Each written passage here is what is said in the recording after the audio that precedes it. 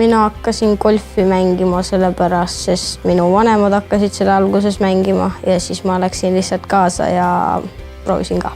See oli põhimõtteliselt siis niimoodi, et minu ema õde võitis tenniseturniiri ja siis mu ema õe nagu auhind oli green card 8 inimesele ja siis me kõik, terve mu pere läks. Ma alustasin, lõin esimese löögi ja siis green cardi andja kohe ütles, et ma pean trenni minema.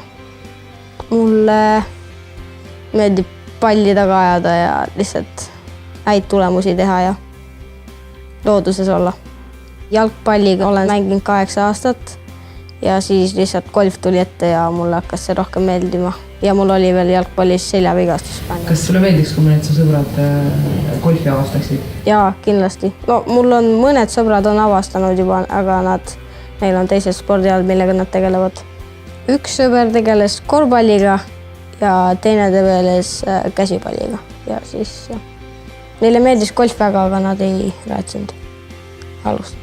Kui mul kooli pole, siis 7 iga päev. Umbes 6 tundi päevas. Eesti meistrivõistlustel ma lõin 90 meetri kauguselt palliauku ja see jäi ka nagu video peale ja see on ka Delfis üleval. Kui ma leiaks endale kõige parema treeneri, mis mulle sobiks, tahaksin lihtsalt mängida nii, mida mina nagu kõige paremini suudan ja tahaksin jõuda sinna kõige suuremale tasemele, kus on kõik kuulsad mängijad. Sest ma olen selle alaga nii palju tegelenud ja ma tahan kuhugi sellega jõuda. Ei läinud kõige paremini, sest sain just uued kepid, ma harjutan nendega, aga see ei ole väga lihtne. Ma mängisin mitte kõige halvemini, aga mul paar halba asja tuli ikkagi sisse. Raualöögid, need, mis ma sain uued rauad ja siis mul on raskusi kaugele lüüa ja nii.